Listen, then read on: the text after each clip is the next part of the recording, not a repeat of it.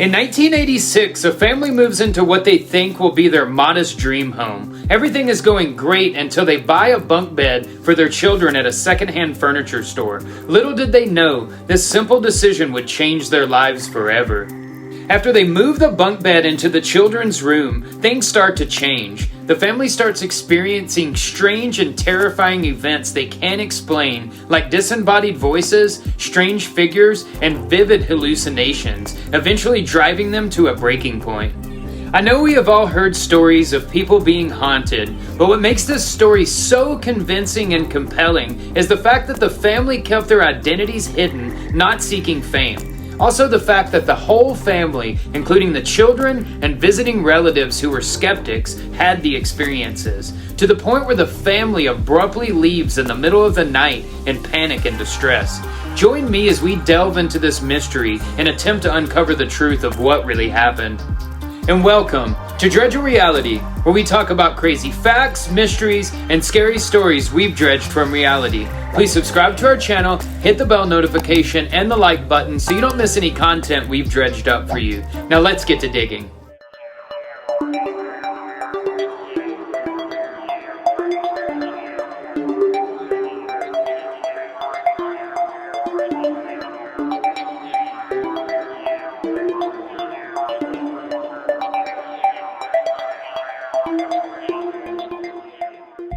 This story is based on true events. Some people's names have been changed to protect their identities. Viewer discretion is advised. On April 13th, 1986, a 32-year-old man named Alan Tallman and his 30-year-old wife named Debbie Tallman moved into a house on South Larrabee Street in Horicon, Wisconsin, with their two children, 7-year-old Danny and 1-year-old Mary Ann. Debbie was also pregnant with a third on the way. Horicon is a small farming town of around 3,800 people. It is located about 55 miles northwest of Milwaukee, Wisconsin. The town is described as safe and prosperous. It is known for being a stopover on the Mississippi Flyway, which is a migratory route for birds, where they fly south for the winter and north for the breeding season.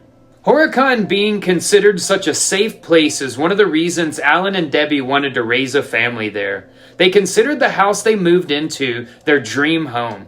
They were very, very excited to be there. They planned on being there for a very long time. Alan was a shift manager at a manufacturing plant, and Debbie was a housewife and a mother. They all loved each other very much. They were involved and trusted in the community. They were big churchgoers, and they were credible and responsible citizens. Everything was going well at first. They loved their new home and their quiet neighborhood. Debbie gave birth to their third child, Sarah, sometime in the second half of 1986. Life in their dream home was going exactly as they had hoped. Perfect. Their simple life with a family. That was until February of 1987 when they made a purchase at a secondhand furniture store. Little did they know, this budget purchase came at a high price. In February of 1987, Alan and Debbie went to a secondhand furniture shop and purchased a bunk bed for their children. They returned home and assembled the bunk bed and stored it in the basement for the time being. A few weeks after they had brought the bunk bed home, their children started getting sick all the time. They had always been healthy and rarely got sick. Now Debbie was having to make weekly doctor's visits, sometimes having all three of them visit in the same week. This continued without any real explanation as to why. Then in May of 1987, Alan and Debbie moved the bunk bed upstairs for their two youngest children to sleep on. That night, as everyone was getting ready to go to bed, 7-year-old Danny was lying in his bed trying to go to sleep. Danny's room was right next door to the room with the bunk bed. His room had just been rearranged and his parents gave him an old clock radio. He had set it up right next to his bed. As he lays there almost asleep, the radio all of a sudden comes on. Danny looks over and sees the dial moving on the radio and the indicator going from one side to the other. Frozen in fear, Danny works up the courage to run out of the room. He runs into the other room and tells his parents. But his parents don't believe him. He swears to his parents over and over again that he saw the radio come on and the dial move by itself. His parents think he is messing with the radio trying to get attention. they decided to take the radio back from him and told him to go to bed. Dylan reluctantly listens and heads back to bed terrified. After this, Danny had a hard time sleeping in his room. He would always throw fits when it was time to go to bed and never sleep through the night. He started telling his parents he would hear someone walking around in his room and banging around in the basement. One night, Danny was lying in his bed and heard something move under his bed. It took all the courage in him, but he finally took a deep breath and looked over the edge of the bed. He saw a suitcase that had been under his bed slide out across the floor and then back under his bed. In a panic, Danny ran out of the room to his parents, terrified and crying. His parents didn't believe him. They made him go back to his bed. Within minutes, Danny has the same experience and runs out crying again. Alan takes the suitcase out of his room and tells him to go back to bed. They thought he was lying and making up stories. His parents didn't believe him now, but soon they would have no choice but to believe him. After this incident, Marianne and Sarah, the children that were sleeping in this bunk bed, started to have trouble sleeping. They would often wake up in the middle of the night crying and couldn't fall asleep. Marianne began having super vivid and intense nightmares. Marianne told her parents that she kept hearing voices in her room, and sometimes they would tell her to shush. Alan and Debbie would sometimes hear Marianne having conversations with someone that wasn't there. Could it have just been simple night terrors, which are common with young children, or possibly just an imaginary friend? When Alan wasn't working late, he started to sleep on his daughter's bedroom floor next to the bunk bed to help them fall asleep at night. When Alan was sleeping in there one night, he heard what sounded like mice or rats crawling around. The next day, he and Debbie searched the home for any traces of rodents and found nothing. Alan and Debbie may have been skeptical of their children's claims, but it wouldn't take long before they started to realize their children's claims held weight. Soon after, Debbie started having experiences of her own. She would hear doors open and close in the house, and she also would hear the garage door open and close on its own. She then started having extremely vivid nightmares about her family, very graphic and disturbing nightmares. In one of her nightmares, she dreams her children were kidnapped and drowned in a river.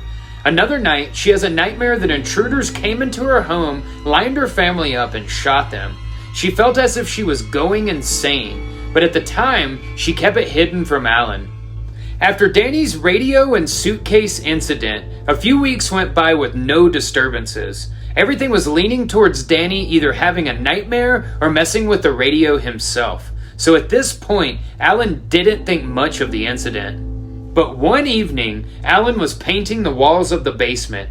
After he had been painting for a while, Debbie calls him up for dinner. Alan then sets the paintbrush on the edge of a paint roller tray he had on a table a couple of feet away from a bucket of wet paint he was using. Alan then goes upstairs to eat. After eating his meal, he returns to the basement to finish his painting project. When he returns, he notices something that doesn't make any sense. The paintbrush is upside down in the wet bucket of paint, the handle in the wet paint with the actual brush sticking up out of the paint. This really confused Alan because this wasn't possible. The paint tray he had set the brush on was lower than the bucket and feet away. There was no way it could have fell in the wet bucket of paint. It had to be placed there. Alan definitely knew there was something strange going on for this paintbrush to be feet away from where he set it. But either way, Alan still refused to believe his house was haunted. But this possible reality became hard to deny with the events that unfolded the following months. One morning, Alan woke up and went down to his basement for something and noticed the basement window was missing from its spot and leaned up against the wall, which was really odd because nothing was missing. After this instance, Debbie was scared to go into the basement alone. She felt like anytime she was in there, she was being watched. She just felt a really bad energy. Her intuition was right because things only got worse from here. Alan started feeling dread as he came into the home. He always had this feeling that someone was watching him. He also felt really creeped out by the garage, like someone was just waiting on him in there, always keeping an eye on him. Alan said when he closed the garage door, it felt like he was being sealed in a tomb. Alan began to get sick with a sinus infection. It got so bad, Debbie had to take him to the hospital. They asked Alan's mother, Karen, if she would watch the children while they were gone. She agreed and came right over. As soon as Karen arrived, she had a bad feeling and didn't like the house. She basically wanted to leave as soon as she stepped inside. Alan and Debbie headed out to the hospital, and Karen waited on the children to fall asleep. They eventually did, and Karen dozed off to sleep herself. But she abruptly woke up in the middle of the night and looks over towards the window and sees a glowing pair of red eyes. Absolutely terrified, she jumps up and stays up until Alan and Debbie arrive home. As soon as they arrive home, Karen jets out of the house as soon as she can. A short time later, the younger daughter, Mary Ann, who was around 3 years old at this point, and one of the children sleeping in the bunk bed, started having encounters of her own. She kept telling her mother, Debbie, that she was seeing people in her room with red eyes and fire. She would tell her mom about a witch behind the door with red eyes and glowing like fire. Debbie just chalked it up to a young imagination. But Mary Ann just wouldn't stop telling her about the witch that was glowing like fire behind her door. Debbie had to stay with her until she fell asleep most nights. Daily, Mary Ann would talk about fire on the doors and the windows of the house. She claimed that the witch was hiding behind her door and waiting for the lights to go out to attack her. One night, Mary Ann was talking to someone in her room, and Alan and Debbie went in there to ask her what she was doing. She said, "It's coming, it's here." When they asked who, she became upset and asked why they couldn't see it. Alan and Debbie were still in denial and didn't want to believe their house was haunted. They just didn't believe in stuff like this. It was crazy to them. They just thought it was their imagination and their kids were making stuff up. Alan and Debbie just moved on, not telling their other children about Mary Ann's experience. Then one night, Danny, who was around 8 at this point, gets terrified in his room again and runs to his mother. He told his mother that there was an old lady standing by his door and she glowed like fire. This is the point Alan and Debbie started truly thinking that their house was haunted. The children were having the same experiences and didn't know the other one was having them. This, along with the experiences they were both having, it was time to get some help. The Tallmans didn't know what to do. Being religious, they decided to call their family pastor, Wayne Dobratz of the local Lutheran church. When he shows up, he tells the family he senses evil in their home and thought that they might be victims of demonic forces.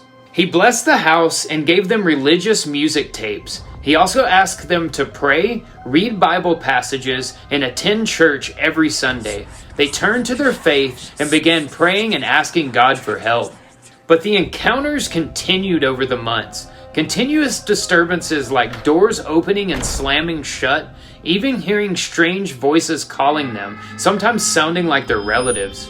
A week before Christmas in 1987, little 8-year-old Danny was sleeping in the living room next to the family Christmas tree when he saw a figure in the middle of the night. It called out to him and he thought it was his mother.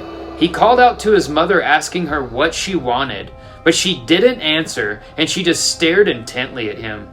Danny starts screaming, saying he didn't want to be here anymore. Debbie runs out of her room to comfort him. By the time she made it to him, he was frozen in fear, absolutely terrified and in shock. This is the moment that Alan had reached his breaking point with the entity. He starts having visions of coming home from work and finding his family brutally murdered. The disturbances had been going on heavy for around 8 months at this point, and he was exhausted. He started pacing around his home, challenging the entity. He was yelling for the entity to show itself to him. He was telling it to leave his children alone, and if the entity wanted to fight, to do it with him and not his children. The family was lost and didn't know what to do. Things would only get worse from here. A few weeks later, on January 7th, 1988, Alan was working a late shift at the manufacturing plant. He got off really late and ended up getting home around 2 a.m. He pulls his car into the driveway right in front of his garage. After parking his car, he grabs his lunchbox and gets out, and starts walking towards the front door of the home. As soon as he gets close to the front door, he hears a faint howling noise coming from the area in front of the garage door. He turns around and starts walking towards where it's coming from to attempt to identify it. As soon as he gets closer to the garage, the noise intensifies. It sounds like a loud howling mixed with a wind noise. But there was no wind blowing, and otherwise it was quiet outside. Alan eventually hears a voice break through the howling that says, "Come here." Then the noise stops. He walks around the side of the house to see if anyone was there, and he doesn't see anything. Feeling spooked, he starts making the trip back to the front door. The howling and wind noise starts back up, getting louder with each step closer to the front door. As he was about halfway to the front door, the noise intensifies, and the voice starts breaking through the wind again, saying, come here, over and over again. Come here, come here. Alan makes it to the steps of the front door and turns to look at the garage. He sees a huge glow emitting from the garage like it was on fire. He also sees what looks like glowing green eyes with red pupils looking through the garage window. He gets terrified and runs as fast as he can, opens up the front door, and runs inside. As soon as he gets inside, he gets his lunchbox, puts it on the ground, and locks the door. He then just stands there frozen in fear. After a few seconds of being in shock from what he just experienced, he thinks to himself his garage may actually be on fire, and he just got himself scared and worked up, making him imagine the voices and the eyes. He was just so petrified from what he experienced, he wasn't thinking clearly. As soon as he saw the glow, he just ran. So Alan runs back outside to check on the garage, and nothing is wrong. The garage and everything looks perfectly fine. Completely flabbergasted by this, Alan turned around and went back inside. He then locked the door and picked up his lunchbox to start walking. As soon as he started walking, his lunchbox flew out of his arms and across the room as if someone had grabbed it and threw it. Alan just bolts into him and his wife Debbie's bedroom. He runs into the room, waking up Debbie. He runs as fast as he can and runs over to the dresser and throws the keys onto it. He is in a panic and at his wit's end. He jumps into the bed with Debbie and asks her if she had heard the howling noise, but she said no. He then started hearing the howling noise from his own bed. He was so terrified. Debbie had never seen him this way. They had been dealing with this for months, and it's really starting to take a toll on the family at this point. They were so scared they stayed up all night. Alan believed the entity was focusing on him. He started having trouble sleeping at night. They started keeping all the lights on and all the doors and windows locked. If they didn't lock the garage and the basement doors, they would hear continuous rattle at night. A couple of days after the garage fire incident, Alan was outside with his 16-year-old brother Jonathan. He claimed to see glowing red light in the garage. So Alan and him opened up the garage to check it out, but the light had vanished. Alan and Debbie's children were traumatized by all these events. The girls especially. You have to remember, they were very young. One was 3, and the other one was about 1.5 years at this point. Very young to deal with these sort of disturbances. Since the girls were so young and traumatized, they would have a hard time falling asleep every night. So Alan decided to keep sleeping on the floor next to them at night to help them feel comforted. The girls still slept in the bunk bed they had purchased from the second-hand store. At this point, none of them had put together the disturbances had started when they moved the bunk bed into their home. One of the nights, Alan was sleeping on the girls' floor next to the bunk bed. He wakes up in the middle of the night and notices a hazy fog on the floor of the room surrounding him. Wanting to believe it was a nightmare, Alan does everything to justify this incident in his head. The fog reaches the ceiling and turns into a human-like figure with red eyes and green pupils. Then out of nowhere, it points at him and says, "You're dead." It then disappears into a burst of light. Alan gets his girls and runs out of the room. He makes his way into the kitchen. This woke up his wife Debbie, and she comes in and sees him ghost white and his lips almost blue. He's so scared. She begs him to tell her what is wrong and what had happened. Alan just stays silent and just sits there with tears running out of his eyes. Not knowing what to do, Debbie calls the pastor again. She begs the pastor to come over and help Alan. She said she didn't know what to do, and Alan wouldn't even tell her what happened. The pastor agrees to come over again and shows up a short time later. When he arrives, he can see that Alan is visibly shaken and telling the truth. The pastor urges them to leave the house for the night. They got the children together and left to stay with family. As they were leaving, Debbie sees a small, intense flame at the top of the garage door that disappeared quickly. They returned the next night. The pastor led them in prayer, told them to play religious music all night, and blessed the house for them.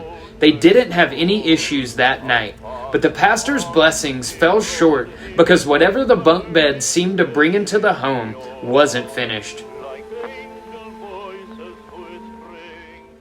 After Alan's experience in the girls' room and the pastor visiting, everything seemed to chill out for a few days, but that was short-lived. Alan was working a late shift one night, and he asked his brother Jonathan to watch over his girls and sleep on their floor while he was at work, at least until they fell asleep. Alan had told Jonathan about his experiences, and he was a complete skeptic, so he had no problem doing this. While Alan was at work, Jonathan went to bed on the floor next to the bunk bed, eventually falling fast asleep. Debbie and her son Danny were staying in her and Alan's room.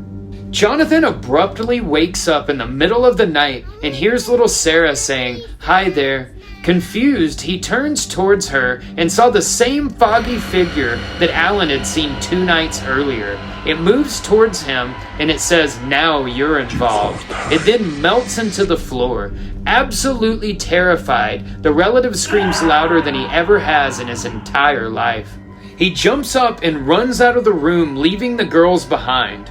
Debbie and her son Danny in her bedroom hear the scream and run towards the bedroom with the bunk bed. She ends up coming face to face with Jonathan. She instantly realizes he is beyond terrified. Debbie asks Jonathan, "What happened? What happened?" And Jonathan says, "I saw it." She screams at him, "Where are the girls?" And Jonathan says, "In the bedroom." And she screams, "Go get them, go get them." This experience, with all the other experiences, had made her reach a boiling point. Debbie was scared and just wanted to get out of what she thought would be her dream home. Debbie literally packed up as much as she could right then and left with all the children and Jonathan. As they were pulling out, little Danny says, "Look, Mom, it's looking out of the window at us." Debbie didn't look back, she just kept going. They went to Alan's work and told him they weren't staying there anymore. They ended up staying at Alan's mother Karen's house, but when Alan got off, he made a trip over to the house by himself. He drove by and all the lights in the house were on, but from what Debbie had said, only the living room lights and Danny's room lights were on when they left. Alan then heads back to his mother's house to get some rest for the night. It finally starts to click, and they start realizing that everything seemed to have started when they brought the bunk bed home. The next day, Alan returns to the home to pick up some belongings. When he gets to the home, the only light that's on is the living room light, not even the one in Danny's room. Alan proceeds to check all of the lights and they all worked fine. A few days later, they removed all of their belongings. Well, everything except the bunk bed. After this, Pastor Dobratz and another pastor went to the house to conduct a house cleaning ritual of prayers and scripture readings. Everyone was desperate, and maybe this could cleanse the entity from spreading to the rest of the neighborhood. News spread fast throughout the community. People were terrified. Of course, there were a lot of skeptics mixed in as well. Rumors started to make their way around. Things like there was a portal to hell in the basement, blood was dripping from the walls, and a snowblower cleared the driveway on its own. Dozens of super curious people started making their way to the neighborhood to check out the house. It got so out of hand, police had to block off the street and only let people in that were staying in the neighborhood. On January 21st, 1988, A Horicon police chief named Doug Glaman contacted Allen. He wanted to know what happened, but Allen refused to talk about it because he didn't want to seem crazy. But the police chief eventually made him feel comfortable and was able to talk the family into coming down to the police station to talk to him. After the police chief talks to them, he believes them and says he can tell they went through a horrific, emotionally draining experience. He promises them he will do his best to protect their confidentiality from the media and bystanders. Pastor Dobratz decided he wanted to return to the home and incite whatever demonic entity inhabited it. Chief Glaman was willing to go with the pastor but was skeptical. He did believe that the family experienced something traumatic but didn't think it was paranormal. On January 25th, 1988, the pastor, the chief, and 2 other police officers gave the house a visit. The police were looking for any sort of evidence of maybe a cruel prank on the Tallmans. Maybe something like a recorder or a projection device would explain something, but they found nothing, and the pastor didn't accomplish much with his investigation either. A couple of weeks later, Alan and Debbie took the bunk bed to a private landfill and had it destroyed and buried. After that, they put the home up for sale. They then moved to a completely different city, always hiding their identities. They were scared that maybe whatever it was had followed them, but they had no issues after they moved. A new family moved into the home shortly after and had no issues. Right after the incident, Debbie still claimed to be afraid of the dark and being alone at night. Whatever it was that happened to the Tallman family has probably stayed with them for the rest of their lives, always lurking somewhere in the back of their minds that will haunt them until the day they die. So what do you think the Tallmans were experiencing? Do you think it was some sort of shared delusion or their imagination playing tricks on them? Or do you think it was something more sinister, like something that attached itself to the bunk bed? Keep in mind that the Tallmans didn't ever want to release their real identity and never showed their face. That seems to hold some weight on them telling the truth about the events. They didn't want fame, they just seemed to want to quietly move away and protect their family. Comment below and let me know what your theory is. If you want to send me a story or just talk, comment below as well. Or send me a message at contact@dredgerreality.com. I check all of my messages. If I use a story that you share with me, I will give you a shout out in the video. Thanks so much for watching, and please make sure to subscribe so you don't miss any reality we've dredged up for you. I'll see you next time with some more crazy facts, mysteries, and scary stories dredged from reality.